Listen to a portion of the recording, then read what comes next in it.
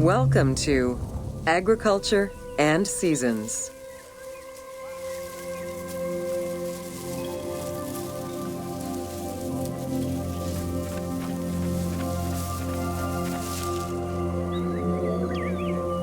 While crops were cultivated in different oases around the desert, most of the arable lands were near the Nile.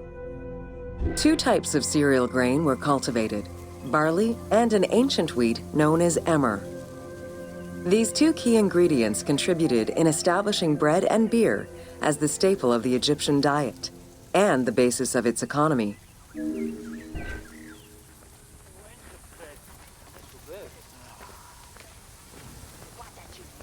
Here.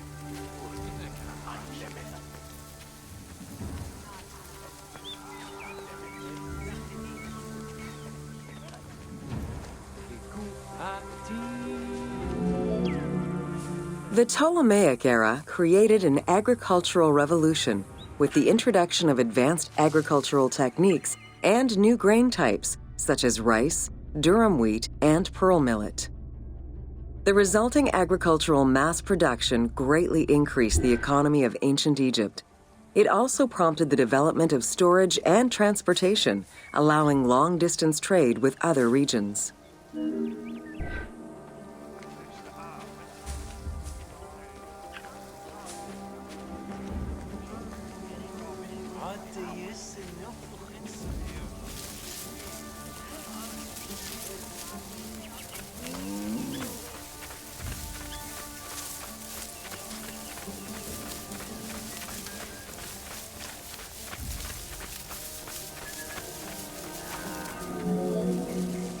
Both bread and beer rations were part of a system of barter payment. The state used those goods to pay wages for those who worked in the quarries and at the construction sites. Beer was so important to ancient Egyptians, they had a goddess of beer brewing, Tenenet. Tenenet is seen in many paintings and sculptures with beer, and women are depicted as the primary beer makers.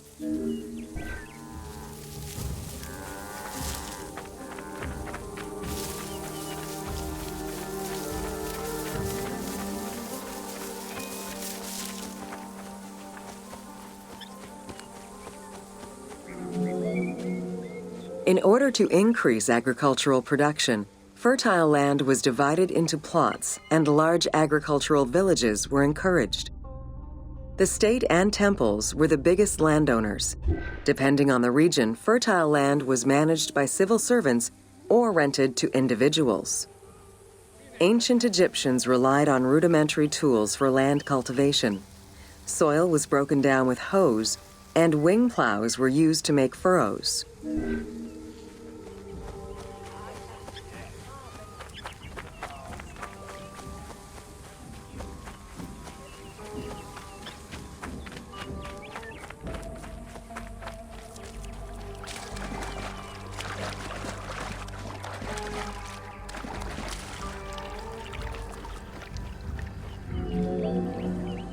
The three seasons known as Akhet, Peret, and Shemu corresponded to a specific phase of the agricultural process and the river's natural changes.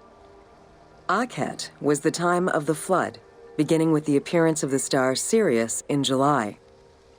Peret was the time when lands were cultivated, plowed, and sown.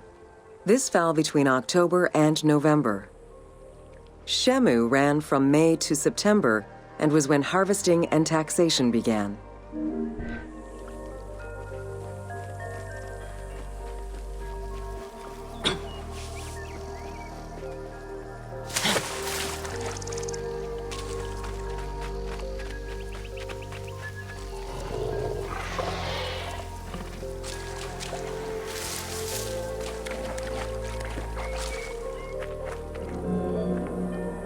The pharaoh's duty was to uphold order against chaos and provide for his people.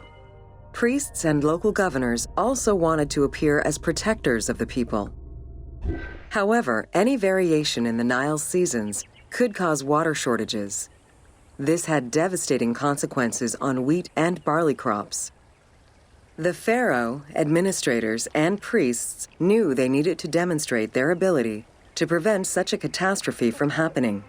And so they invented the story, which would be inscribed upon the famine stela.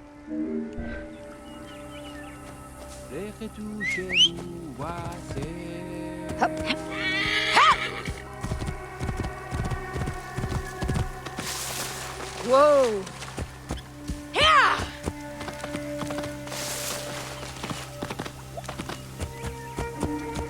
Whoa! The story begins with the pharaoh worried for his people. The Nile hasn't flooded in years, and his people are starving. In search of the origins of the flooding, Djoser seeks out Khnum, the protector god of the region and the source of the drought. Djoser gives the god offerings and orders his priests to restore the temple of Khnum. These offerings please the god, and the floods are restored. This story was intended to highlight the importance of the deity in everyone's daily lives, while also demonstrating the crucial role that the priests and the king played in feeding and protecting the people of Egypt.